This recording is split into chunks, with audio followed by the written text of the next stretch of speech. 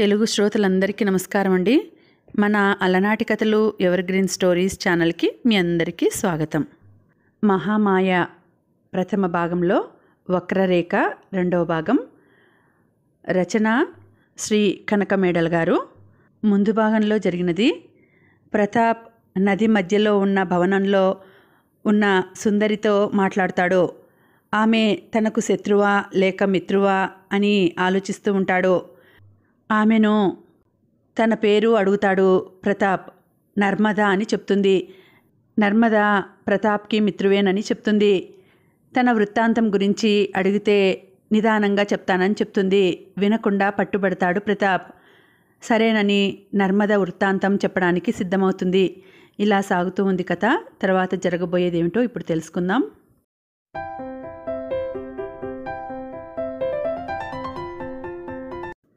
ఆకాశపథంలో తన ప్రయాణాన్ని ముగించి చంద్రుడు నెమ్మదిగా జారుకున్నాడు. చీకటి భూతంలా జుట్టు విరబోసుకుంది. అడవి మధ్యగా ప్రయాణం చేస్తున్న పార్వతి, కిరణ్మయి ముందుకు సాగడానికి కొంత సందేహించారు. పార్వతి ధైర్యం చేసి ముందుకు వెళ్ళగలదేమో కానీ కిరణ్మయి మాత్రం అడుగు ముందుకు పెట్టలేదు. కాసేపు ఏ చెట్టు క్రిందైనా ఆగితే ఇంతలోనే తెల్లవారుతుందిగా, ఈ చీకటిలో నేను నడవలేను కిరణ్మయి అంది. పార్వతికి మాత్రం అక్కడ అడవి మధ్య తాము ఆగడం ఏమాత్రం ఇష్టం లేదు. సరైన దారిని నేను తీసుకువెళ్తానుగా, నీకు ఏమాత్రం ఇబ్బంది లేకుండా నేను చూస్తాను అన్నది పార్వతి. ఇలాంటి దారుల్లో నడవగల ఓపిక, అలవాటు నీకున్నాయేమో కానీ నాకు మాత్రం లేవు అన్నది కిరణ్మయి కొంచెం దీనంగా బాధపడుతూ. కిరణ్మయి నడవలేనంటున్నప్పుడు పార్వతి మాత్రం ఏం చేయగలదు? తెల్లవారే వరకు అక్కడే ఎక్కడైనా విశ్రమించడానికి నిశ్చయించుకుంది. దగ్గరలోనే ఆకులు కొమ్మలతో ఆ చీకట్లో నీడలా కనిపిస్తున్న ఒక పెద్ద చెట్టు క్రింద ఇద్దరూ కూర్చున్నారు. క్రమంగా కిరణ్మయి కళ్ళు మూతలు పడసాగాయి. నిద్ర ముంచుకు వచ్చింది. నిద్రకు తట్టుకోలేక ఆమె ఒక ప్రక్కకు ఒరిగిపోయింది. పార్వతి మాత్రం నిశాచరిలా అలాగే కూర్చుండిపోయింది. తెల్లవార వచ్చింది. చీకటి నెమ్మదిగా అంతరిస్తోంది. వెలుగురేఖలు దిగంతాలను ఆక్రమిస్తున్నాయి. వెలుగుతో పాటు ప్రతి ప్రాణిలోనూ నవ్యోత్సాహం, నవ్యానందం, నవ్యోత్తేజం వెల్లివిరుస్తున్నాయి.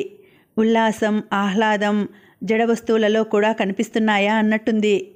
పార్వతి గాఢ నిద్రలో ఉన్న కిరణ్మయిని లేపింది. ఇష్టం లేకపోయినా ఏ మధుర స్వప్న లోకాల నుండో కిరణ్మయి మేల్కొన్నది. ప్రక్కనే కూర్చుని ఉన్న పార్వతి వంక ఓసారి చూసి కళ్ళు నులుముకుంది. ప్రతాప్ను కలుసుకున్నట్టు కలలుగన్న కిరణ్మయికి ఈ ఆకస్మిక జాగరణ బాధాకరంగా పరిణమించింది. అయినా తప్పదుగా లేచి కూర్చుంది. రాత్రంతా నువ్వు అసలు నిద్రైపోలేదా కిరణ్మయి పార్వతిని అడిగింది. లేదు, నేను కూడా నిద్రపోతే గాఢ నిద్రలో ఏ అడవి జంతువైనా మనల్ని మట్టుబెట్టవచ్చు, అందుకని మేలుకోగానే ఉన్నాను పార్వతి జవాబిచ్చింది. ఇక బయలుదేరదామా కిరణ్మయి అన్నది.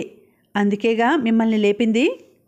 అయినా ఇంకా నాకు బద్ధకం వదల్లేదు. చాలీ చాలని నిద్ర వల్లనే బద్ధకం ఏర్పడుతుంది అంటూ లేచి నిలబడింది పార్వతి. కిరణ్మయి కూడా బద్ధకంగా ఓసారి ఒళ్ళు విరుచుకొని లేచింది. నడక ప్రారంభించి ఎక్కువసేపు కాలేదు. 1/2 మైలు దూరమైనా నడిచారో లేదో ఓ ప్రక్క నుండి కత్తులు కటార్లతో కొందరు మనుషులు వీళ్లపై దూకారు. కిరణ్మయి కంగారు పడిపోయింది. ఒకదాని తర్వాత మరొక ఆపదను ఎదుర్కొంటూ వస్తున్న కిరణ్మయికి ఈ ఆపదల కంతు లేదేమో అనిపించింది. చివరికి తాను తన ప్రతాప్ను కలుసుకోగలననే ఆశ గగన కుసుమమే అవుతుందేమోనని భయపడింది. పార్వతి వరలో నుండి కత్తిలాగింది. ధైర్యంగా వాళ్లను ఎదుర్కొంది. పార్వతి నక్కజిత్తులలో నేర్పరి మాత్రమే కాదు, పరాక్రమవతి కూడా. ఎదుర్కొన్న 2-3 వ్యక్తులను సంహరించి అడవి మధ్యకు పారిపోయింది. పారిపోతున్న పార్వతిని ఎవరూ వెంటాడలేదు. అసలీ దండయాత్ర కిరణ్మయి కోసం జరిగింది. పార్వతి పారిపోవడంతో కిరణ్మయి వాళ్ల చేతుల్లో చిక్కక తప్పలేదు. భయంకరాట్టహాసం చేస్తూ తనకెదురుగా 2 చేతులు చాపి వస్తున్న వ్యక్తిని చూడగానే 2 కళ్ళు గట్టిగా చేతులతో కప్పుకొని భయంతో పెద్ద కేక పెట్టి స్పృహ తప్పి నేల కూలిపోయింది కిరణ్మయి. ఆ వ్యక్తి ఎవరో కాదు, సూరసేనుడు. తన చేతిలో నుండి కిరణ్మయి జారిపోయినప్పటి నుండి ఆమె కోసం పిచ్చి పట్టినట్టు తిరగసాగాడు. కిరణ్మయి పట్ల అతని మోహం పెల్లుబికిపోసాగింది. కొందరు వ్యక్తులను వెంటబెట్టుకొని కిరణ్మయి జాడ ఎలాగో తెలుసుకొని మద్రదేశాన్నుండి రాయదుర్గం ప్రాంతాలకు వచ్చి వ్రాలాడు. అడవి మధ్యగా ఉన్న కొండ గుహల్లో వాళ్ళ నివాసం. రోజు కిరణ్మయి కోసం వెతకడం వాళ్ళ పని. పార్వతి కిరణ్మయిని వెంటబెట్టుకుని వెళ్లడం చూసిన సూరసేనుడి అనుచరుడొకడు ఆ సంగతి అతనికి తెలియజేశాడు. ఆ సంగతి తెలియగానే మహదానందంతో సూరసేనుడు తన అనుచరులందర్నీ వెంటబెట్టుకుని వెళ్ళి వాళ్ళని అడ్డగించాడు. స్పృహ తప్పిపడి ఉన్న కిరణ్మయిని లేవనెత్తి భుజం మీద వేసుకుని సూరసేనుడు తన గుహకేసి నడిచాడు. అనుచరులు అతనిని అనుసరించారు. ఆ కొండ అంత ఎత్తుగా లేకపోయినా పొడవుగాను వెడల్పుగాను ఉంది. అందులో గుహలనేకం ఉన్నాయి. మధ్య గుహలో సూరసేనుడు నివాసం ఏర్పాటు చేసుకున్నాడు. మిగిలిన గుహలలో అతని అనుచరులు ఉంటున్నారు. సూరసేనుడి గుహ చక్కగా అలంకరింపబడి అందంగా ఉంది. సూరసేనుడు ఎక్కడ ఉన్నా అతనికి డబ్బు కొదవలేదు. అతని అనుచరులు నేర్పుగాంచిన బందిపోటు దొంగలు. ఎప్పుడు ఏ వస్తువు కావలసినా వాళ్ళు దానిని దొంగలించుకురాగలరు. మధ్య గుహలో తివాచీ మీద కిరణ్మయిని పడుకోబెట్టాడు సూరసేనుడు. ఆ గుహలో పట్టపగులు కూడా చిమ్మ చీకటిగానే ఉంటుంది. దానిలో మినుకు మినుకుమంటూ వెలుగుతున్న దీపపు ఒత్తిని కొంచెం పెద్దది చేశాడతను. తన అనుచరులలో ఒకతనికి కిరణ్మయికి వెంటనే స్పృహ తెప్పించమని ఆజ్ఞాపించి అతను మిగిలిన అనుచరులతో గుహలోంచి బయటికి నడిచాడు. గుహలో ఉన్న ఆ వ్యక్తి తన దగ్గర ఉన్న కొన్ని మందులు మాకుల సహాయంతో కిరణ్మయికి స్పృహ తెప్పించడానికి ప్రయత్నించసాగాడు. కొంతసేపటికి అతని ప్రయత్నం నెరవేరింది. కిరణ్మయి కొంచెం కదిలింది.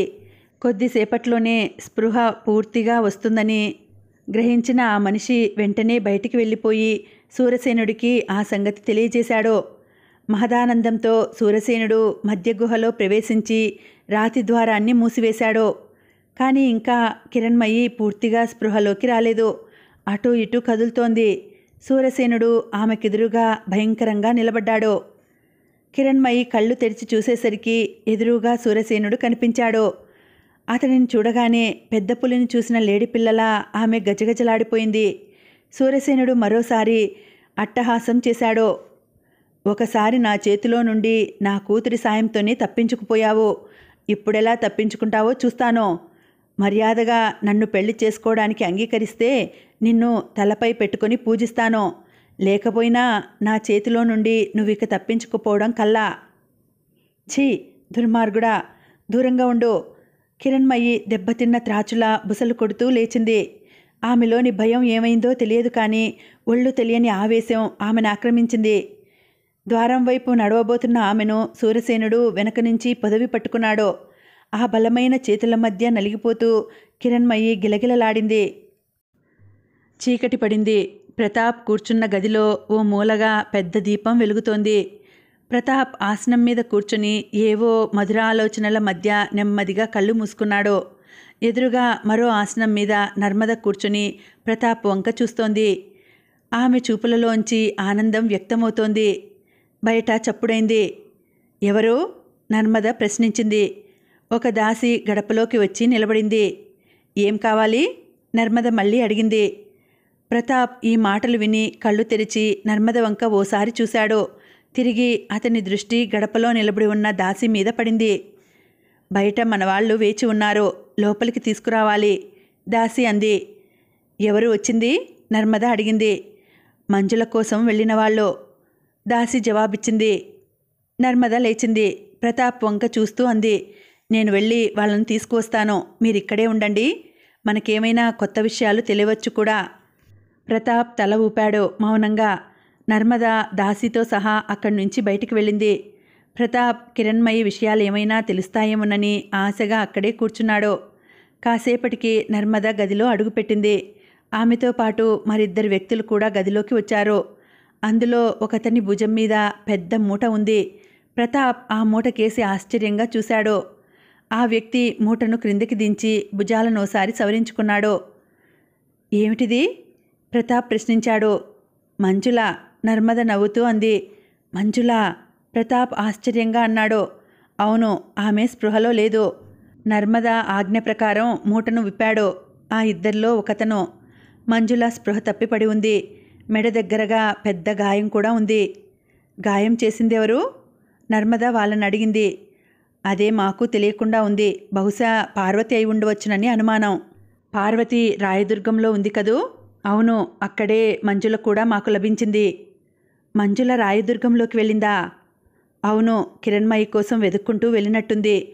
మేం తిన్నగా మద్రదేశం వెళ్ళాం. అక్కడ మంజుల లేదు. వరూధినితో సహా ఎక్కడికో పరారైందని విన్నాం. వెంటనే ఆ చుట్టుప్రక్కల గాలించాం. కానీ మాకు వాళ్ళ జాడ ఎక్కడా లభించలేదు. మాకు దొరికిన కొన్ని గుర్తులను బట్టి, తెలిసిన కొన్ని విషయాలను బట్టి వాళ్ళిద్దరూ కిరణ్మయి కోసం రాయదుర్గం వెళ్ళారని గ్రహించాం. మేం కూడా అక్కడికి బయలుదేరి వెళ్ళాం. చాలా గ్రంథం జరిగిందన్నమాట. మధ్యలోనే నర్మద అంది. తర్వాత ప్రతాప్ ఆతృతగా అన్నాడు. ఆ వ్యక్తి మళ్ళీ చెప్పడం ఆరంభించాడు. అక్కడ మేం వెళ్ళేసరికి అనేక వింతలు విశేషాలు జరుగుతున్నాయి. నరేంద్ర మహారాజు గూఢాచారులు చిత్రగృహంలో ప్రవేశించారు. కుంతి, పార్వతి కూడా చిత్రగృహంలోనే ఉన్నారు. కిరణ్మయి కూడా అక్కడే బంధింపబడి ఉంది. ఇంకా అక్కడే ఉందా? ప్రతాప్ మరింత ఆతృతగా అడిగాడు. ఆ సంగతి మాకు తెలియదు. పార్వతి మాత్రం ఆమెను విడిపించి ఎక్కడికో తీసుకుపోవడానికి ప్రయత్నిస్తోందని మేము అనుకున్నాం. నర్మద కొంచెం కంగారుగా అంది. కిరణ్మయి పార్వతి చేతిలో చిక్కితే విడిపించడం మరింత కష్టం. ప్రతాప్ ఇంకేమో అడగబోయాడు. కానీ ఈలోపునే నర్మద వాళ్ళని అడిగింది. తర్వాత ఏం జరిగింది? మంజుల కోసం వెతుకుతూ మేం రాయదుర్గం చుట్టుప్రక్కల తిరగసాగాం. మేం కాకుండా సూరసేనుడు కూడా కిరణ్మయి కోసం వెతుకుతూ వచ్చి తన భటులతో ఆ చుట్టుప్రక్కల తిరుగుతున్నాడు. చివరికి చిత్రగృహంలో ప్రవేశించే రహస్య మార్గం దగ్గర మాకు మంజుల, వరూధిని కనిపించారు. ఆ ఇద్దరూ ఆ దారిని ఎలా తెలుసుకున్నారో తెలియదు. కానీ ఇద్దరూ గోరిలో ఉన్న రాతిబండను నెట్టి లోపలికి ప్రవేశించారు. మేమిద్దరము కూడా వెళ్దామనుకున్నాం. కానీ ధైర్యం చేయలేక తాత్కాలికంగా ఊరుకున్నాం. అయినా ఆ గోరీల దగ్గరే పొంచి ఉండి వాళ్ళెప్పుడు బయటికి వస్తారా అని ఎదురు చూడసాగాం. తర్వాత చాలాసేపటికి ప్రొద్దు వాలుతుండగా వరూధిని గోరీ తలుపు నెట్టుకొని బయటికి పరిగెత్తుకు వచ్చింది. ముఖ కవలికలను బట్టి చాలా కంగారు పడుతున్నట్టు అనిపించింది. ఆమె వెనుక మంజుల మాత్రం రాలేదు. ఇంతలో ఒక విశేషం జరిగింది. అదే సమయంలో చిత్రగృహంలో ప్రవేశించడానికి వచ్చిన నరేంద్ర మహారాజు సైనికులు వరూధినిని చూసి పట్టుకున్నారు. ఆ వెంటనే చిత్రగృహంలోంచి ఒక వ్యక్తి పరిగెత్తుకుంటూ బయటికి వచ్చాడు. సైనికులు ఆయనతో కాసేపు మాట్లాడి వరూధినిని ఆయనకు అప్పగించారు. చివరికందరూ చిత్రగృహంలోకి ప్రవేశించారు. గోరీకి ఉన్న రాతిబండను లోపల నుంచి మూసివేశారు. ఆ తర్వాత మేం కూడా చిత్రగృహంలో ప్రవేశించడానికి నిశ్చయించుకున్నాం. అదే దారిన లోపలికి వెళ్ళాం. సొరంగం దాటి కొంత దూరం వెళ్ళగానే చీకట్లో నా కాలికేదో మెత్తగా తగిలింది. వెంటనే కొవ్వొత్తి వెలిగించి చూశాను. అది మంజుల శరీరం. స్పృహ తప్పి పడి ఉంది. మెడ మీద గాయంలోంచి రక్తం బాగా వెలికి వస్తోంది. వెదకబోయిన తీగ కాళ్లకు తగిలినట్టు మంజులను అక్కడ ఆ స్థితిలో చూడగానే మాకు ఆనందం కలిగింది. మా పనిని సక్రమంగా నిర్వహించడమే మా పని. ఆలస్యం చేస్తే మరే ఆపదైనా రావచ్చు. అందుచేత వెంటనే అదే స్థితిలో మంజులను తీసుకుని చిత్రగృహంలోంచి బయటపడ్డాం. ఎవరికంటా పడకుండానే చివరికి ఆమెనిక్కడికి తీసుకురాగలిగాం. అతను చెప్పడం ముగించాడు. బాగుంది. వెంటనే ఈమెను తీసుకువెళ్ళి ఒక గదిలో ఉంచండి. గాయానికి కట్టు కట్టించి స్పృహ తెప్పించండి. ఇక్కడి నుంచి తప్పించుకుపోకుండా జాగ్రత్త వహించండి అని ఆజ్ఞాపించింది నర్మద. వాళ్ళిద్దరూ మంజులను తీసుకుని వెళ్ళిపోయారు. ప్రతాప్ ఏదో దీర్ఘంగా ఆలోచిస్తున్నాడు. నర్మద అతని వంక చూసి అడిగింది. ఏమిటో అంత దీర్ఘంగా ఆలోచించేది? మరేముంది, కిరణ్మయిని గురించి ఆలోచిస్తున్నా. ఆమె ఎన్ని ఇబ్బందులు పడుతోందో అని. ఆమె వార్తలు కూడా త్వరలోనే తెలియవచ్చు. అక్కడి నుంచి మన మనిషి వస్తాడనుకుంటున్నా అన్నది నర్మద. ప్రతాప్ నర్మద వంక ఆశగా చూశాడు. ఇంతలోనే దాసీది వచ్చి గడప దగ్గర నిలబడింది. అదిగో మళ్ళీ దాసి వచ్చింది. తప్పకుండా ఈసారి అతను వచ్చి ఉండాలి. మీరిక్కడే ఉండండి, నేను తీసుకువస్తా అన్నది నర్మద. నేను నీతో వస్తా అన్నాడు ఆతురత కొద్దీ ప్రతాప్. ఎందుకు శ్రమ? నేను కాసేపట్లోనే అతనిని తీసుకువచ్చేస్తాను. మీరిక్కడే ఉండండి అంటూ నర్మద ప్రతాప్ జవాబు కోసం ఎదురు చూడకుండానే గదిలోంచి బయటికి వెళ్ళిపోయింది. ఆమె తిరిగి రావడానికి ఎక్కువసేపు పట్టలేదు. అయినా ప్రతాప్ ఆ కాసేపు కూడా గదిలో కూర్చోలేకపోయాడు. లేచి నెమ్మదిగా బయటికి వెళ్ళాడు. ఒక్క నిమిషం అక్కడ ఉండి మళ్ళీ లోపలికి వచ్చాడు. ఏమీ తోచడం లేదు. వాళ్ళెప్పుడు వస్తారా అని ఎదురుచూస్తున్నాడు. క్షణమొక దినంగా అతని కనిపిస్తోంది. కాలుగాలిన పిల్లిలా కాసేపు గదిలో అటూ ఇటూ పచార్లు చేశాడు. చివరికి తన ఆసనం మీద కూర్చుని ఒక్కసారి నిట్టూర్చాడు. ఇంతలో నర్మద లోపలికి వచ్చింది. ఆమెతో పాటు వచ్చిన మనిషి ప్రతాప్ను చూడగానే కొంచెం ఆశ్చర్యపోయాడు. అతని వంక చూస్తూ అన్నాడు, ప్రతాప్ గారు కూడా ఇక్కడే ఉన్నారే? అవును, కొద్ది రోజుల నుంచి మనకు అతిథిగా ఉంటున్నారు, నర్మద అన్నది. ప్రతాప్ కిరణ్మయి విషయాలేమైనా చెబుతాడేమో అన్నట్టు అతని ముఖం కేసి చూశాడు. చిత్రగృహం విశేషాలేమిటి? నర్మద అడిగింది. ఆ వ్యక్తి నర్మద వంక ప్రతాప్ వైపు చూసి నెమ్మదిగా అన్నాడు, చిత్రగృహాన్ని మంత్రవాది నేపాళీ వశపరుచుకున్నారు. రాయదుర్గాధిపతిని బంధించారు. చివరికి రాయదుర్గం నరేంద్ర మహారాజు గారి చేతిలోకి వచ్చింది. నర్మద ఆనందంగా ప్రతాప్ కేసి చూసింది. మీ గూఢాచారులు సామాన్యులు కారు. కావాలంటే దేవేంద్ర సామ్రాజ్యాన్ని కూడా వశపరుచుకోగలరు. నర్మద మాటలు ప్రతాప్ చెవిని సోకలేదు. అతని మనస్సులో ఉన్న విషయం వేరు. ఇంతకీ కిరణ్మయి విషయమేం చెప్పలేదు అన్నాడు ప్రతాప్ ఆ వ్యక్తితో. ఆమె చిత్రగృహంలోనే ఉందా? రాయదుర్గాధిపతి ఆమెను మా నాన్నకు అప్పగించాడా? అదే చెప్పబోతున్నాను. ఇది సంతోషకరమైన వార్త మాత్రం కాదు. కిరణ్మయి చిత్రగృహంలో బంధింపబడిన మాట నిజమే, కానీ ఆమె అక్కడ లేదు. ఏమైంది? ఆ సంగతి నాకు తప్ప మరెవ్వరికీ తెలియదు. కిరణ్మయిని కాపాడుతున్న నేను ఎల్లప్పుడూ ఆమెను గురించి శ్రద్ధ వహించడం వల్ల నాకు ఈ విషయం తెలిసింది. పార్వతి కిరణ్మయిని చిత్రగృహంలోంచి విడిపించి ఎక్కడికో తీసుకువెళ్ళడానికి బయలుదేరింది. నేను వాళ్ళను రహస్యంగా అనుసరించాను.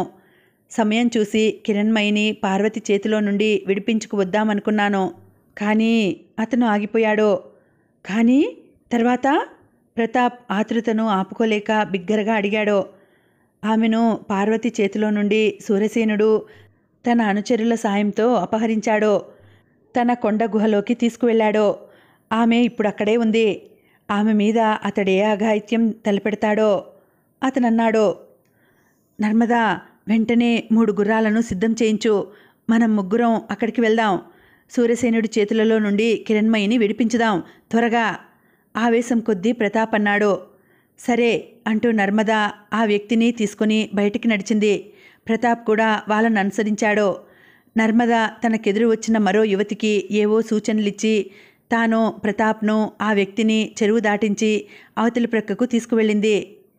అక్కడికొక ఫర్లాంగు దూరంలోపునే చెట్ల గుబురు మధ్యలా ఉన్న గుర్రపుశాల నుండి 3 గుర్రాలను సిద్ధం చేయించింది నర్మద. ముగ్గురు తక్షణం ఆ గుర్రాల మీద బయలుదేరారు. ఆకాశం నిండా నల్లగా మబ్బులు పట్టాయి. వర్షం కురుస్తుందో లేదో ఊహించడం చాలా కష్టంగా ఉంది. మేఘాలు అటూ ఇటూ కదలకుండా నిశ్చలంగా ఉన్నాయి. గాలి స్తంభించిపోయినట్టయింది. మంత్రవాది నేపాళీ 2 గుర్రాల మీద జోరుగా ప్రయాణం చేస్తున్నారు. ప్రతాప్ను కిరణ్మయిని వెతికి పట్టుకోవడానికి, క్షేమంగా ఇంటికి తీసుకురావడానికి వాళ్ళు దృఢ నిశ్చయంతో బయలుదేరారు. దారిలో నేపాళీ నెమ్మదిగా అన్నాడు, ఈ మధ్య ఖాళీ ఎక్కడా కనిపించలేదు. ఏమైందో కూడా తెలియదు. కిరణ్మయిని ఆపదల్లో వదిలి ఆమె ఎక్కడికి వెళ్ళిందో ఆశ్చర్యంగా ఉంది. మరే ఆపదలలో అయినా ఆమె చిక్కుకోలేదు కదా. మంత్రవాది నేపాలి వంక చూశాడు. ఏదో బాధ నేపాలి ముఖాన్ని కప్పుతున్నట్టుంది. ఎవరెటువంటి ముఖ్య కర్తవ్యాలలో తిరుగుతున్నా మానవ సహజమైన ప్రేమను మర్చిపోలేరు. నేపాలి యువకుడు. యువ హృదయాలలో ఏ ఏ ఆశలు ప్రేమలు గూళ్ళు కట్టుకుంటాయో ఎవరికి తెలుస్తుంది? ప్రేమ నిజానికి విచిత్రమైన వస్తువు. ఈ 2 అక్షరాల వస్తువు లేనిది మానవ జీవితం భరింపశక్యం కానిదవుతుంది. దానికి విలువ లేకుండా పోతుంది. మంత్రవాది కాసేపు ఆలోచించాడు. ఎంతటి గూఢాచారి అయినా ప్రేమను కప్పిపుచ్చుకోలేడు కదా. మంత్రవాది నవ్వాడు. నేపాళీ వంక చూశాడు మళ్ళీ. నేపాళీ, నీ మనసులో ఉన్న విషయాన్ని గ్రహించాను. కాళీని నువ్వు ప్రేమిస్తున్న సంగతి నేనెరుగుదును. అయితే మీ ఇద్దరికీ పరిచయం ఎలా జరిగిందో, అది ప్రేమగా ఎలా పరిణమించిందో నాకు తెలియదు. వయసులో ఉన్నప్పుడు ఎన్నో ప్రేమ కలాపాలను నిర్వహించిన, వయస్సు మీరి వెంట్రుకలు నెరిసిన మా లాంటి వాళ్లకు యువకుల ప్రేమగాథలు విని ఆనందించాలని ఉంటుంది. జీవితం మీద ఎంత విరక్తి నందిన వ్యక్తికైనా ప్రేమగాథ ఆశాజ్యోతి. ప్రపంచంలో ఏది నశించినా నశించిపోని ఏకైక వస్తువు ప్రేమ. మంత్రవాది గంభీరంగా అన్నాడు. అతని గొంతును బట్టి అతని భావ సముద్రపు లోతును కనుక్కోవచ్చు. కావాలంటే ప్రపంచాన్ని తలక్రిందులు చేయగల సమర్థత ఉన్న గూఢాచారి, మంత్రవాది కూడా ప్రేమ జీవితాన్ని ఆశించే వ్యక్తే అని గ్రహించిన నేపాళీ ఆనందంగా జవాబిచ్చాడు. ప్రతాప్, జయంత్ మొదట్లో నదిలో బోటు మీద షికారు వెళ్ళి మాయమైనప్పుడు వాళ్ళను వెతకడానికి మనం బయలుదేరాం. మీరు ప్రతాప్ కోసం వెతుకుతూ వెళ్లారు.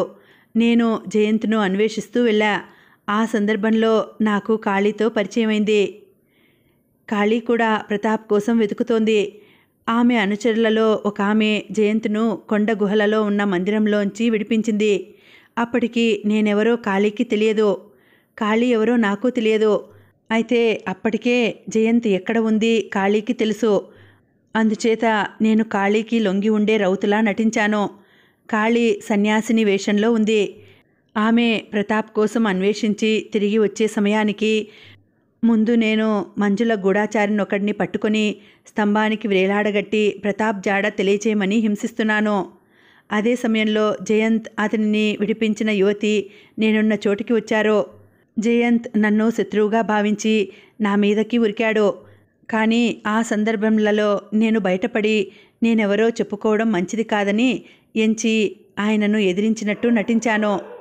ఇంతలో కాళీ వచ్చింది. అతనికి స్పృహ తప్పేటట్టు చేసింది. తీసుకువెళ్ళి రాజమందిర ప్రాంతంలో విడిచిరమ్మని నన్ను ఆజ్ఞాపించింది. ఇది జరిగిన కథ. అయితే అప్పటికీ నేనెవరో ఆమెకు తెలియదు. ఆ తర్వాత మద్రదేశంలో మీతో పాటు నన్ను చూసినప్పుడు పోల్చుకుంది. నేనెవరో గ్రహించింది. అటు పిమ్మట సూరసేనుడి చేతిలో నుండి కిరణ్మయిని విడిపించడానికి నేను వెళ్ళినప్పుడు ఆమెను కలుసుకోవడం సంభవించింది. అయితే లావణ్య సహాయంతో ఆమె అప్పటికే కిరణ్మయిని సూరసేనుడి చేతుల్లో నుండి విడిపించింది. అప్పటికి మా పరిచయం ప్రేమగా మారనారంభించింది. నేపాళీ ముగించాడు. ఒక క్షణం ఆగి మంత్రవాది ఏదో ఆలోచిస్తూ అన్నాడు. లావణ్యను గురించి విన్నాను, కానీ ఆమె ఎవరో అసలు ఇంతవరకు నాకు తెలియలేదు. నేపాళీ నవ్వుతూ జవాబిచ్చాడు. ఆమె సూరసేనుడి కూతురు. తల్లి ఎన్నడో చనిపోయింది. ఆమె తండ్రి ప్రవర్తన చూస్తే అసహ్యం. అయినా తప్పనిసరి అతనితో పాటు ఉంటోంది. కానీ ఆమె చాలా మంచిది. కిరణ్మయిని తన తండ్రి బలాత్కారించడం ఆమె చూడలేకపోయింది. తండ్రి చేతుల్లో నుండి ఆమెను విడిపించి తండ్రికి దూరమైంది. పాపం. ఆమె జయంత్ను గాఢంగా ప్రేమిస్తోంది. ఆమె జాడ కూడా ఎక్కడా లేదు. ఏమైందో తెలియదు. మంత్రవాది ఆశ్చర్యంతో అడిగాడు.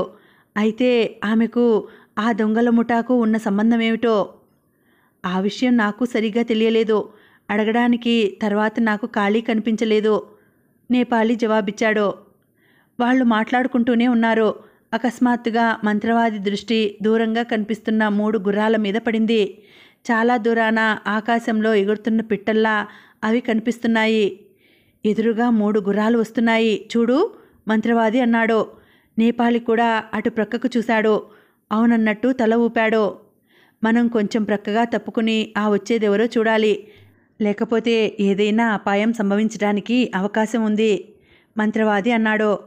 ఇద్దరూ తమ గుర్రాలను దారి నుండి ప్రక్కకు తప్పించి చెట్ల చాటుకు తోలారు.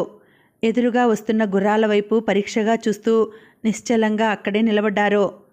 ఆ వచ్చేవాళ్లలో ప్రతాప్ ఉన్నట్టున్నాడు. నేపాళీ తీవ్ర దృక్కుల్ని ఆ వైపుకే ప్రసరింపజేస్తూ అన్నాడు. మంత్రవాదికి కూడా సందేహం కలిగింది. కాసేపు ఆ వైపే చూసిన తర్వాత మంత్రవాది అన్నాడు. అవును, ఆ వస్తున్న వారిలో ప్రతాప్ ఉన్నాడు. మిగిలిన ఇద్దరు ఎవరో తెలియకుండా ఉంది. అందులో ఓ యువతి కూడా ఉన్నట్టుంది. ఆడబోయిన తీర్థం ఎదురైంది. కానీ ప్రతాప్కు అటూ ఇటూ ఉన్న ఆ ఇద్దరు ఎవరో? నేపాళీ అన్నాడు. వాళ్ళెవరైనప్పటికీ ఆపడం అవసరం. గుర్రాలు చాలా వేగంగా వస్తున్నాయి. వాటిని ఆపడం మనకు సాధ్యం కాదేమో? గుర్రాలను ఆపడం కూడా సాధ్యం కాదా? మంచి గుర్రం ఎంత వేగంగా వెళ్తున్నా ఎదురుగా ఎవరైనా వస్తే ప్రక్కకు తప్పుకోవడానికి ప్రయత్నిస్తుంది, కానీ మీదుగా పోదు. అలా ప్రక్కకు తప్పుకునే సమయంలో కళ్ళెం లాగి పట్టుకోవచ్చు. సరే, అలాగే చేద్దాం, నేపాళీ అన్నాడు. ఇద్దరూ తమ గుర్రాలను దిగారు. సరిగ్గా ఆ 3 గుర్రాలు సమీపిస్తున్న సమయంలో ముందు గుర్రానికి అడ్డు తగిలారు. ఆ గుర్రం అకస్మాత్తుగా ఆగి బిగ్గరగా సకిలించి ప్రక్కకు తిరగడానికి ప్రయత్నించింది. అదే సమయంలో మంత్రవాది నేర్పుగా గుర్రం కళ్ళెం పట్టుకుని దాన్ని నిలిపివేశాడు. ఆ గుర్రం మీద ఉన్న వ్యక్తి వెనుక ప్రతాప్ ఉన్నాడు. ప్రతాప్ వెనుక నర్మద ఉంది. ప్రతాప్ మంత్రవాదిని నేపాలిని చూడగానే ఆశ్చర్యపోయాడు. మీకోసమే వెతుక్కుంటూ మేం బయలుదేరాం. మంత్రవాది ప్రతాప్ వంక చూస్తూ అన్నాడు. నేను క్షేమంగానే ఉన్నాను, కానీ ఇప్పుడొక అవసరమైన పని మీద వెళ్తున్నాం. కిరణ్మయిని సూరసేనుడు బంధించాడు. అతడి చేతుల్లోంచి ఆమెను విడిపించడానికి వెళ్తున్నాం అన్నాడు ప్రతాప్. మీతో పాటు ఉన్నవాళ్ళెవరో చెప్పారు కాదు? మంత్రవాది సందేహంగా అడిగాడు. చెప్పే అవకాశం ఇప్పుడు లేదు. వాళ్ళు మన హితాకాంక్షులే. ముందు మేం త్వరగా వెళ్ళిపోవాలి. అయితే నేను కూడా మీ వెంట వస్తాను. గుర్రం లేదుగా, కాలినడకన ఎలా రాగలవు? గుర్రం ఉంది, అదిగో అంటూ మంత్రవాది ఆ ప్రక్కకు నడిచాడు. నేపాళీ అతనిని అనుసరించాడు. నేపాళీ, మనం బయలుదేరిన పని కొంతవరకు జరిగినట్టే. ప్రతాప్ గారు లభించారు. కిరణ్మయి ఎక్కడ ఉందో తెలిసింది. నేను వాళ్లతో కలిసి వెళ్తాను. నువ్వు తిరిగి రాయదుర్గం వెళ్ళిపో అన్నాడు మంత్రవాది. నేపాళీ తల ఊపుతూ తన గుర్రాన్ని ఆరోహించి దానిని వెనక్కి త్రిప్పి ముందుకు శరవేగంతో పోనిచ్చాడు. మంత్రవాది తన గుర్రాన్ని ప్రతాప్ గుర్రం వెనుక పోనివ్వసాగాడు. 5 గుర్రాలు ఆ అడవిలో దూసుకుపోతున్నాయి. ప్రపంచంలో వాటిని అడ్డే శక్తి మరొకటేదీ లేదా అన్నట్టనిపిస్తోంది. చాలా దూరం వెళ్ళిన తర్వాత నేపాళీ ఒక ప్రక్కకు తప్పుకుని ఒంటరిగా వెళ్ళిపోయాడు. మిగిలిన 4 గుర్రాలు మరో ప్రక్కగా కొంత దూరం వెళ్ళాయి. ఒక ఫర్లాంగు దూరంలో సూరసేనుడు ఉంటున్న కొండ కనిపించసాగింది. 4 అక్కడ గుర్రాలు దిగారు. వాటిని అక్కడ వదిలి కొండవైపు బయలుదేరారు. కొండ చర్యలు దాటి 2-3 గజాలు వెళ్ళగానే వాళ్లకొక శవం కనిపించింది. కొంచెం ఆశ్చర్యంతో వాళ్ళు ముందుకు సాగారు. కానీ ఆ పైన ఇంకా అనేక శవాలు కనిపించాయి. వాటిని చూసి వాళ్ళు చాలా ఆశ్చర్యపడసాగారు. ఇక్కడేదో యుద్ధం జరిగినట్టుంది, మంత్రవాది అన్నాడు. నరేంద్ర మహారాజు సైనికులెవరైనా ఇక్కడికి వచ్చారేమో, నర్మద అన్నది. కొంచెం ముందుకు సాగి సూరసేనుడి గుహలోకి ప్రవేశించారందరూ. ఆ గుహలో దీపం కూడా లేకపోవడంతో చాలా చీకటిగా ఉంది. మంత్రవాది తన దగ్గర ఉన్న కొవ్వొత్తిని తీసి వెలిగించాడు. ఆ వెలుగులో వాళ్లకు కనిపించిన దృశ్యం వాళ్లను ఆశ్చర్యచకితుల్ని చేసింది. గుహ మధ్యగా సూరసేనుడు చచ్చిపడున్నాడు. అతని శవం రక్తంలో మునిగి ఉంది. ఎవరో సూరసేనుడిని అతని అనుచరులను చంపి తిరిగి కిరణ్మయిని ఎక్కడికో తీసుకుపోయినట్టున్నారు, ప్రతాప్ అన్నాడు. ఆ తీసుకువెళ్లిన వాళ్ళు మనకు మిత్రులో శత్రువులో అన్నాడు మంత్రవాది అనుమానంగా. నర్మద గుహ 4 వైపులా కలయజూసింది. ఆమె రూపు అకస్మాత్తుగా ఒక చోట నిలిచిపోయింది. ప్రతాప్, మంత్రవాది కూడా ఆ వైపు ఆశ్చర్యంగా చూశారు. అక్కడ గుహ రాతి మీద వ్రేళ్లతో సహా రక్తంతో తడిసిన చేతి గుర్తు ఉంది. 5 వ్రేళ్లు స్పష్టంగా కనిపిస్తున్నాయి. అరచేయి కూడా బాగా కనిపిస్తోంది. సూరసేనుడి రక్తంలో చేతిని ముంచి ఎవరో ఆ ముద్ర వేసి ఉండాలి. అది వాళ్ల గుర్తు అయి ఉండాలి. ఎవరైనా బందిపోటు దొంగల ముఠా అయి ఉండవచ్చు. నర్మద అటే చూస్తూ చాలాసేపు ఆలోచించింది. తర్వాత ప్రతాప్ వంక చూస్తూ నెమ్మదిగా అంది. ఈ గుర్తు ఎవరిదో నాకు తెలుసు. ఎవరిది? త్వరగా చెప్పు, ప్రతాప్ ఆతృతగా అడిగాడు. మన శత్రువులదే. అయితే వాళ్ళెక్కడుంటారో చెప్పు. అక్కడికి వెళ్ళి శత్రువులందరినీ సంహరించి కిరణ్మయిని విడిపించుకు వస్తాను, ప్రతాప్ ధీమాగా అన్నాడు. అది అంత సామాన్యమైన పని కాదు. వాళ్ళు అంత సామాన్యులే కాదు. సరైన సన్నాహంతో వెళ్తే తప్ప మనం అక్కడ నెగ్గలేం అన్నది నర్మద. ప్రతాప్ నర్మద కేసి చూశాడు. పిరికితనం పనికిరాదు. ఎటువంటి వాళ్ళనైనా ఎదిరించి మనం నెగ్గుకురాగలం అన్నాడు ప్రతాప్ ఆవేశంలో. యవ్వనంలో ఎటువంటి వాళ్ళకైనా ఆవేశం ఎక్కువగా ఉంటుంది. అందులో మీరు అసమాన సూర్యులు కావడం వల్ల మీలో ఆవేశం పెళ్ళుబకడంలో ఆశ్చర్యం లేదు. అయినా కొంత వెనక ముందు ఆలోచించి ముందుకు వెళ్ళడం మంచిది అన్నాడు మంత్రవాది. మంత్రవాది మాటలకు ప్రతాప్ సైతం కొంత గౌరవం ఇవ్వక తప్పలేదు. అయితే ఏం చేద్దాం? ప్రతాప్ అడిగాడు. వాళ్ళు ఉండే స్థలం ఎక్కడో తెలుసుకుని ముందు నేను ఒంటరిగా అక్కడికి వెళ్ళి వస్తాను. ఆ తర్వాత జరగవలసిన పనులను గురించి ఆలోచిద్దాం, మంత్రవాది జవాబిచ్చాడు. ఇలా చేస్తే చాలా ఆలస్యం కావచ్చు. ఈ లోపున కిరణ్మయి ఎన్ని ఇబ్బందులు పడవలసి వస్తుందో. అందుచేత మనమందరం అక్కడికి వెళ్దాం. మేం వెనుకగా ఓ చోట ఆగుతాం. ముందు నువ్వు ఆ భవనంలోకి ప్రవేశించి విషయాలు తెలుసుకునిరా. తర్వాత ఏం చెయ్యాలో ఆ పని చేద్దాం, ప్రతాప్ అన్నాడు. చివరికి ప్రతాప్ చెప్పినట్టు చేయడానికి అందరూ నిశ్చయించుకున్నారు. వెనక్కి తిరిగి వచ్చి నలుగురు తమ గుర్రాలను ఎక్కారు. నర్మద ముందు వెళ్తూ దారి తీస్తుండగా మిగిలిన ముగ్గురు ఆమెను అనుసరించారు. కొంత దూరం వెళ్ళేసరికి దట్టంగా గుబురుగా పెరిగిన చెట్ల మధ్యగా గుర్రాలు వెళ్ళవలసి వచ్చింది. వేగం తగ్గించి నలుగురు జాగ్రత్తగా వెళ్ళసాగారు. చివరికి చెట్ల గుబురు మధ్య బయటికి కనిపించినట్టున్న ఒక ప్రహారీ గోడ నర్మద చూపించింది. మిగిలిన ముగ్గురు అక్కడ ఆగిపోగా మంత్రవాది మాత్రం గుర్రం దిగి ఆ గోడకేసి నడిచాడు. ఎంతసేపటికి మంత్రవాది తిరిగి వస్తున్న జాడలేం లేవు. చివరికి విసిగి ప్రతాప్ తానే స్వయంగా వెళ్ళడానికి సిద్ధపడ్డాడు. మీరాగండి, ఇతనిని పంపుదాం, తర్వాత అవసరమైతే మీరు వెళ్దురుగాని అన్నది నర్మద ప్రతాప్ వంక చూసి. ఆమె ఆజ్ఞ మీద ఆమెతో పాటు వచ్చిన వ్యక్తి గుర్రం దిగి అటు కేసి వెళ్ళాడు. అతను ఎంతసేపటికి రాకపోవడంతో ప్రతాప్కు మరింత విసుగు కలిగింది. వెళ్ళిన వాళ్ళు ఏమయ్యారో అంతు తెలియకుండా ఉంది. ఈసారి నేనే వెళ్ళి సంగతి ఏమిటో తెలుసుకువస్తాను అన్నాడు. నేను కూడా వస్తాను. ప్రహారీ గోడ దగ్గర నేను ఆగుతాను. మీరు గోడ మీదకెక్కండి. లోపల ఏం జరుగుతున్నది తెలుస్తుందేమో చూడండి. అవసరమైతే నేను కూడా లోపల ప్రవేశిస్తాను అన్నది నర్మద. ప్రతాప్ ఆమె మాటలు కాదనలేకపోయాడు. ఇద్దరూ తమ గుర్రాలను దిగి ప్రహారీ గోడ దగ్గరికి చేరుకున్నారు. ఒకచోట గోడ దగ్గర నర్మద ఆగింది. ఆ గోడ చాలా ఎత్తుగా ఉంది. దాని వెనక ఉన్న భవనాలు తల్లిచాటున దాక్కున్న కోడిపిల్లల్లా బయటికి ఏమాత్రం కనిపించడం లేదు. ప్రతాప్ ఎలాగో గోడ మీదకెక్కాడు. అతని దృష్టి అవతలి వైపుకు తిరిగింది. అంతే, క్షణంలో ముఖ కవలికలు మారిపోయాయి. కళ్ళు కోపంతో ఎర్రబడ్డాయి. పట్టలేనంత కోపంతో నర్మద వైపు చూడనైనా చూడకుండా అవతలి ప్రక్కకు దూకేశాడు. నర్మద అటు చూసింది. తనలో తానే నవ్వుకుంది. వెనక్కి వెళ్ళి తన అశ్వాన్ని ఆరోహించింది. ఆ గుర్రం రివ్వున చెట్ల సందుగా దూసుకుపోయింది. చీకటిగా ఉంది. చీకటితో పాటు నిశ్శబ్దం కూడా అన్ని ప్రక్కలా వ్యాపించింది. రాయదుర్గం కోట ప్రధాన ద్వారానికి కొద్ది దూరంలో చీకటిలో ఓ యువతి నిలబడింది. చూడడానికి చాలా అందంగా ఆకర్షణీయంగా ఉంది.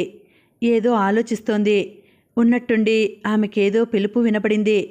కంగారుగా వెనక్కి తిరిగి చూసింది. ఆ చీకటిలో భయంకరమైన ఓ నిడుపాటి వ్యక్తి ఆమెకి కనిపించాడు. బారుగా పెరిగి మెలికలు తిరిగిన మీసాలు, దట్టంగా పెరిగిన గడ్డం, వెడల్పుగా భయంకరంగా ఉన్న ముఖం, విశాలంగా ఉన్న ఆ ముఖంలో చిన్న చిన్న కళ్ళు, చాలా పొడుగ్గా ఉన్న ఆకారం. చూడగానే ఎంతటి ధైర్యం కలవాళ్ళైనా కొంత భయపడకపోరు. త్రిపురా, అతను మళ్ళీ పిలిచాడు. ఆ కంఠంలో కాఠిన్యం, గాంభీర్యం తొణికిసలాడుతున్నాయి. ఆమె భయంకరంగా ఉన్న అతని కేసి చూస్తూ ఉండిపోయింది. ఆమె కనురెప్పలు కాసేపు అల్లల్లాడి చివరికి స్తంభించిపోయాయి. నీ పేరు త్రిపుర కదూ? ఆ వ్యక్తి ప్రశ్నించాడు. అవును, ఆమె వణుకుతున్న కంఠంతో జవాబిచ్చింది. ఇక్కడికెందుకొచ్చావు? అతని కంఠం కంగున మ్రోగింది. ఆమె కాసేపటి వరకు ఏమీ మాట్లాడలేకపోయింది. తర్వాత కొంచెం ధైర్యం తెచ్చుకుని నెమ్మదిగా అంది, మీరెవరో తెలియలేదు. ఆ మాటకు జవాబుగా అతను వికటంగా నవ్వాడు. నేనెవరో తెలియదన్నమాట. యమదూత సంగతి తెలియని వాళ్ళెవరున్నారు? అతను ఎదురు ప్రశ్నించినట్టుగా అన్నాడు. యమదూత అన్న పేరు వినగానే ఆమె మరింత కంపించిపోయింది. కంగారుగా మరోసారి అతని వంక చూసి అన్నది, రాయదుర్గం మహారాజు గారితో మాట్లాడదామని వచ్చాను. అబద్ధం! అతను బిగ్గరగా అరిచాడు. నా దగ్గర అబద్ధాలాడి ప్రయోజనం లేదు. నువ్వు జయంత్ను ఎలాగైనా సరే బంధించి తీసుకుపోవడానికి వచ్చావు, నిజమేనా? ఆమె ఆశ్చర్యంగా అతని కేసి చూసింది. మీ దగ్గర అబద్ధాలాడి లాభం లేదు. నిజం చెబుతాను. నేను జయంత్ను ప్రేమిస్తున్నాను. అతనిని ఓసారి బంధించి కొండల మధ్య ఉన్న నా భవనంలోకి తీసుకుపోయాను. కానీ నేనెంత మొత్తుకున్నా అతను నా మాట వినలేదు. తర్వాత ఎలాగో నా భవనంలోంచి తప్పించుకుపోయాడో. ఎలా తప్పించుకున్నది ఇప్పటికీ నాకు తెలియకుండా ఉన్నది. అతనిప్పుడు రాయదుర్గంలో ఉన్న సంగతి నాకు తెలిసింది. ఎలాగైనా బంధించి తిరిగి తీసుకుపోవాలని వచ్చాను. శభాష్! యమదూత బిగ్గరగా అన్నాడు. జయంత్ నీ భవనం నుండి ఎలా విడిపించుకుపోయింది కావాలంటే నేను చెబుతాను. ఎలా? త్రిపుర ఆతృతగా అడిగింది. కాళీ సహాయకురాలొకతే అతనిని విడిపించింది. మీ భవనపు రహస్య మార్గాలతో ఆమెకు పరిచయం ఉంది. ఖాళీ. త్రిపుర తనలో తాను కోపంగా ఓసారి అనుకుంది. తిరిగి యమదూత భయంకరాకృతి కేసి చూసింది. నేను చేసే పని వల్ల మీకేం నష్టం లేదుగా? ఆమె అడిగింది. నాకు ఇబ్బందేముంది? నష్టమూ లేదు. ఈ ప్రపంచంలో ఎవరి పనులు వాళ్ళు చేసుకోవడానికి సంపూర్ణాధికారాలున్నాయి. నీ పనిని నువ్వు స్వేచ్ఛగా కొనసాగించవచ్చు. నా అభ్యంతరం ఏమీ లేదు, యమదూత జవాబిచ్చాడు. ఈ మాట వినగానే ఆమె ఆనందానికి అంతులేదు. ఒకవేళ తాను చేయబోయే పనికి ఈ వ్యక్తి అడ్డు తగులుతాడేమో ఎలాగా అనుకుంటున్న ఆమె మనస్సుకు అతని జవాబు ఎంతో సంతోషాన్ని కలిగించింది.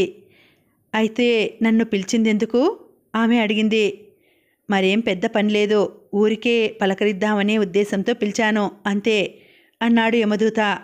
వెనక్కి తిరిగి పెద్ద పెద్ద అంగలు వేసుకుంటూ వెళ్ళిపోయాడు. అతను చీకట్లో కలిసిపోయిన తర్వాత త్రిపుర ధైర్యంగా ఊపిరి పీల్చింది. నెమ్మదిగా నడిచి రాయదుర్గం కోట ప్రధాన ద్వారం చేరుకుంది. ఎవరు నువ్వు? ద్వారపాలకుడొకడు ఎదురుగా నిలబడి ఉన్న త్రిపుర కేసి చూసి అడిగాడు. జయసింహుడి కుమార్తెను, మహారాజు గారిని చూడడానికి వచ్చాను అన్నది త్రిపుర. ఏ మహారాజును? తిరిగి ద్వారపాలకుడు అడిగాడు. రాయదుర్గం మహారాజును. అయితే గుర్తు చెప్పు. చెకుముకి, త్రిపుర అన్నది. ద్వారపాలకుడు వెంటనే ఆమెను లోపలికి రానిచ్చాడు. అంతరంగిక వ్యక్తులు రాయదుర్గం కోటలో ప్రవేశించడానికి ముందు ద్వారపాలకులకు తెలియజేయబడిన రహస్య చిహ్నం చెకుముకి. చెకుముకి అన్న పదం ఉపయోగమేమిటో, దానిని ఎక్కడ ఉపయోగించాలో రాయదుర్గాధిపతి అంతరంగికులకు తప్ప మరెవ్వరికీ తెలియదు. అందుచేత త్రిపుర ఆ మాటలనగానే ద్వారపాలకుడు నిరభ్యంతరంగా ఆమెను లోనికి పోనిచ్చాడు. లోపలికి అడుగుపెట్టిన త్రిపుర ఓసారి వెనక్కి తిరిగి చూసింది.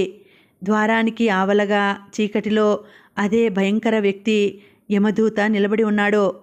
అతనిని చూడగానే త్రిపుర గుండె ఆగిపోయినంత పనైంది. అయినా ధైర్యం తెచ్చుకుని ముందుకు సాగి కోట వైపు వెళ్ళిపోయింది. రాయదుర్గాధిపతికి రాజా జయసింహుని కుమార్తె త్రిపుర వస్తున్న వార్త భటుని ద్వారా అందజేయబడింది. రాజా జయసింహుడు ఒక చిన్న దేశానికి రాజు. అయితేనేం బల పరాక్రమాలకు రాజకీయ కుట్రలకు పేరు మోసినవాడు. అతని పేరు చెబితే మహారాజులు సైతం హడలిపోతారట. అయితే అతనికి రాజ్యకాంక్ష ఉన్నట్టు లేదు. డబ్బు కావలసినప్పుడల్లా ఏ దేశం మీదనైనా దండెత్తడం, దానిని జయించి ఆ రాజు దగ్గర కొంత డబ్బు పుచ్చుకోవడం అతని పని. రాయదుర్గాధిపతికి ఇదంతా తెలిసి ఎందుకైనా మంచిదని ముందుగానే జయసింహుడితో స్నేహం చేశాడు. కోటలో ప్రవేశించడానికి సంబంధించిన పూర్తి వివరాలను అతనితో చెప్పాడు. అతని దగ్గర నుండి త్రిపుర తెలుసుకుంది. త్రిపుర జయసింహుని ఏకైక సంతానం. తల్లి చిన్నతనంలోనే చనిపోవడం వల్ల తండ్రి ఆమెను దాసీలకు అప్పగించి తాను మరో వివాహం చేసుకున్నాడు. త్రిపుర పెరిగి పెద్దదైన జయసింహుడు ఆమె విషయంలో శ్రద్ధ వహించలేదు. త్రిపుర బాల్యదశను దాటి యవ్వన దశలో అడుగుపెట్టింది. సహజంగా లభించిన సౌందర్యానికి తోడు వయస్సు తెచ్చిపెట్టిన లావణ్యం బంగారానికి పుటం వేసినట్టు చేసింది. యవ్వనంతో పాటు అనేక ఆశలు, ఆశయాలు, వాంఛలు ఆమెలో ప్రవేశించాయి. వాటిని సాధించాలని అహరహం తాపత్రయపడేది. తండ్రి ఆమె విషయంలో ఏమాత్రం శ్రద్ధ వహించేవాడు కాదు. ఆమె ప్రవర్తన విషయంలో పట్టించుకునేవాడు కాదు. ఆమె ఏమి చేసినా అభ్యంతరపరిచేవాడు కాదు. ఆమె చేయదలుచుకున్న పనికి అడ్డులేదు. త్రిపుర క్రమంగా చెడు అలవాట్లకు లొంగిపోయింది. దుష్ప్రవర్తనను అలవర్చుకుంది. అనేక మంది రాజకుమారులను ఆకర్షించడం ఆమె పని. ఆమె మనస్సులోని వాంఛలు ఎప్పటికీ తీరేవి కావు. సముద్ర కెరటాల్లా అణిగిపోతూ పైకి లేస్తూనే ఉంటాయి. త్రిపుర జయంతును గురించి విన్నది. జయంతును కల్లారా చూసింది. అతనిని తన వశం చేసుకోవడానికి ప్రయత్నించింది. కానీ సాధ్యపడలేదు. ఒకసారి చేజిక్కిన కొద్ది రోజుల్లోనే తప్పించుకుపోయాడు. త్రిపురకు జయంతి మీద పట్టరానంత కోపం వచ్చింది. తానుగా వలిచి వచ్చిన ఆడది ఎప్పుడూ లోకువే. అందుకే జయంత్ తనను తిరస్కరించి ఉంటాడు. ఎలాగైనా సరే అతనికి ప్రతీకారం చెయ్యాలి. అది ఆమె కోరిక. రాయదుర్గాధిపతిని ఎలాగైనా వశపరుచుకుని అతనికి అతిథులుగా ఉంటున్న జయంత్, నరేంద్ర మహారాజు మొదలైన వాళ్లను బంధించే ఏర్పాటు చేయాలని త్రిపుర అనుకుంది. ఆ ఉద్దేశంతోనే బయలుదేరి వచ్చింది కూడా. రాయదుర్గాధిపతి త్రిపురను సాదరంగా లోపలికి ఆహ్వానించాడు. ఆమెను చిన్నతనంలో ఎప్పుడో చూశాడు తప్ప పెరిగి పెద్దయిన తర్వాత ఎన్నడూ చూడలేదు. ఆమె అందచందాలు, ప్రవర్తన వయస్సు మీరిన రాయదుర్గాధిపతిలో సైతం వాంఛల్ని రేపసాగాయి. కానీ ఆమె జయసింహుడి కుమార్తె. చూసి చాలా కాలమైంది. త్వరగా గుర్తుపట్టలేకపోయాను. మీ నాన్నగారు కులాసాయా అని అడిగాడు. ఉచితాసనం మీద కూర్చుంటూ ఆమె జవాబిచ్చింది. నాన్నగారు కులాసాగానే ఉన్నారు. నరేంద్ర మహారాజు మీ మీద దండెత్తాడని విన్నప్పటి నుంచి మీకు సహాయం చేయాలని అనుకుంటూనే ఉన్నారు. అయితే మీరు సహాయాన్ని అర్థించకపోవడం వల్ల ఊరుకున్నారు. త్రిపుర మధుర స్వరంలో సమాధానమిచ్చింది. రాయదుర్గాధిపతి ఓసారి నిట్టూర్చాడు. యుద్ధం సంభవిస్తే సహాయాన్ని కోరదామని అనుకున్నాను. కానీ అలాంటిదేమీ జరగకుండానే వాళ్ళ గూఢాచారులు మా కోటను, చిత్రగృహాన్ని పూర్తిగా ఆక్రమించుకున్నారు. నేను కూడా బంధింపబడ్డాను. చివరికి వాళ్లకు లొంగిపోక తప్పలేదు. ఇప్పుడు పరాధీనుణ్ణి. ఈ విషయాలే మాట్లాడదామని వచ్చాను. మా నాన్నగారే పంపించారు కూడా త్రిపుర అంది. ఇంకా ఆ విషయాలేమున్నాయి? నేను వాళ్లకు లొంగిపోయాను. నరేంద్ర మహారాజుకు సామంతుడుగా ఉండడానికి అంగీకరించాను. సమయం దాటిపోయింది. రాయదుర్గాధిపతి నిరాశగా అన్నాడు. త్రిపుర ఓసారి ఆయన వంక చూసింది. నిరాశ చెందనక్కర్లేదు. వాళ్ళందరూ మీ దగ్గర అతిథులుగా ఉన్నారు. వాళ్లను మీరు ఎప్పుడు కావాలంటే అప్పుడు బంధించవచ్చు. అభ్యంతరమేముంది? అలా చేయడం మంచిదేనా? నమ్మిన వారికి ద్రోహం చేయడం కష్టం.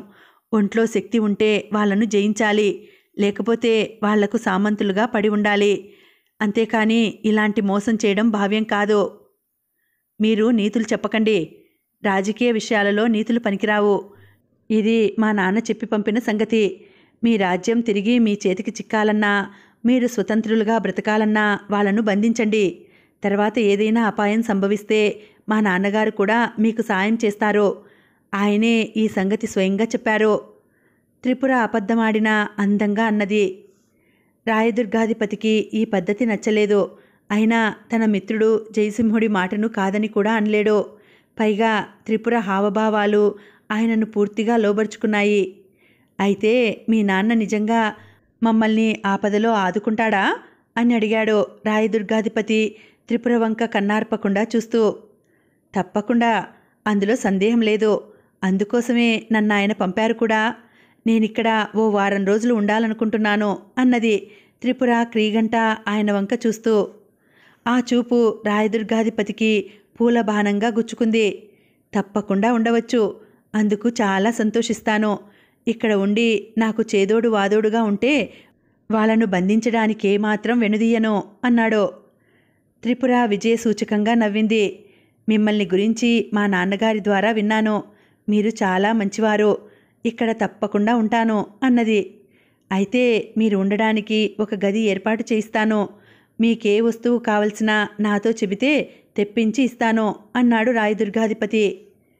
ప్రస్తుతం ఏమీ అక్కర్లేదులేండి ఆమె అన్నది నవ్వుతూ. ఒక్క క్షణం నిశ్శబ్దం. కాసేపు ఎవ్వరూ మాట్లాడలేదు. తర్వాత రాయదుర్గాధిపతి నెమ్మదిగా అడిగాడు. ఇంతకు మీ నాన్నగారికి నరేంద్ర మహారాజు పట్ల శత్రుత్వం ఎందుకు ఏర్పడింది? త్రిపుర నవ్వుతూ జవాబిచ్చింది. అదొక పెద్ద కథ. మంజుల మీకు తెలిసే ఉంటుంది.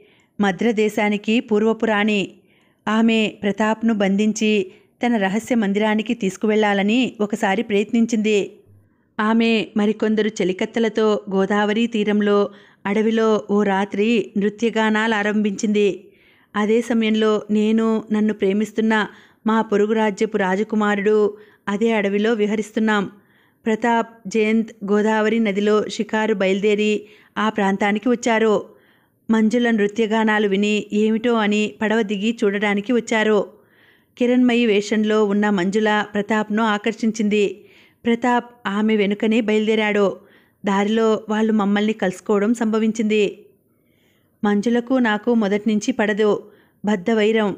అందుచేత మంజుల ఆ సమయంలో నేనేదో తన రహస్యం బయట పెడతానని కాబోలు భయపడింది. కిరణ్మయి వేషంలో ఉన్న ఆమె ఆకర్షణకు లొంగిపోయిన ప్రతాప్ను మా మీదకి మాయమాటలు చెప్పి పురిగొల్పింది. నేనెలాగో తప్పించుకున్నాను. కానీ పాపం నాతో ఉన్న రాజకుమారుడు ప్రతాప్ కత్తికి ఎర అయ్యాడో. వాళ్ళు తమ దారిని పోయిన తర్వాత నేను వేరుగా తెగిపడి ఉన్న రాజకుమారుడి తలను తీసుకువెళ్ళిపోయాను. ఆ అడవి నరికినప్పుడు నరేంద్ర మహారాజు సైనికులకు దొరికింది అతని మొండెమే. చివరికి దానిని కూడా మా గూఢాచారులు రహస్యంగా వాళ్లకు తెలియకుండా ఎత్తుకువచ్చారనుకోండి. ఈ విషయం తెలిసినప్పటి నుండి మా నాన్నకు వాళ్ల మీద కోపం. ఎలాగైనా నరేంద్ర మహారాజు మీద పగ సాధించాలని ఉద్దేశం. సమయం కోసం ఎదురుచూస్తున్నారో. ఇప్పుడు అదును దొరికింది. అందుచేత నన్ను మీ దగ్గరకు పంపారో. చాలా గ్రంథం ఉందన్నమాట. సరే, మీరన్న ప్రకారమే చేద్దాం. సామంతుడుగా బ్రతకడం కంటే చావడం మేలు అన్నాడు రాయదుర్గాధిపతి త్రిపుర వంక ఆప్యాయంగా చూస్తూ. త్రిపుర ఆయన వంక ఆనందంగా చూస్తూ చిలిపిగా నవ్వింది. రాయదుర్గాధిపతి తన ఆసనం మీద నుంచి లేచాడు. మీకొక గదిని ఇప్పుడే ఏర్పాటు చేయిస్తాను. ప్రొద్దుపోయినట్టుంది. పలహారం కూడా పంపిస్తాను అన్నాడు ఎక్కడికో వెళ్ళబోతూ. అప్పుడే వెళ్తున్నారా? దీనంగా అన్నట్టు అన్నది త్రిపుర. అవును, ఇప్పుడు నరేంద్ర మహారాజును కలుసుకోవాల్సిన పని ఉంది. ఆలస్యంగా వెళ్తే వాళ్ళు నన్ను అనుమానించవచ్చు. అప్పుడు మన పన్నాగం నెరవేరదు. వెళ్ళి కాసేపు మాట్లాడి వస్తాను అన్నాడాయన తనకు వెళ్ళడం ఇష్టం లేనట్టు తెలియజేస్తూ. సరే, త్వరగా రావడానికి ప్రయత్నించండి అన్నది త్రిపుర నిట్టూరుస్తూ. రాయదుర్గాధిపతి అడుగులో అడుగు వేసుకుంటూ బయటికి నడిచాడు నెమ్మదిగా. ఇంకా ఉంది, కథ కొనసాగుతుంది. మళ్ళీ వచ్చే వీడియోలో కలుసుకుంటాను. అంతవరకు సెలవు. నమస్తే.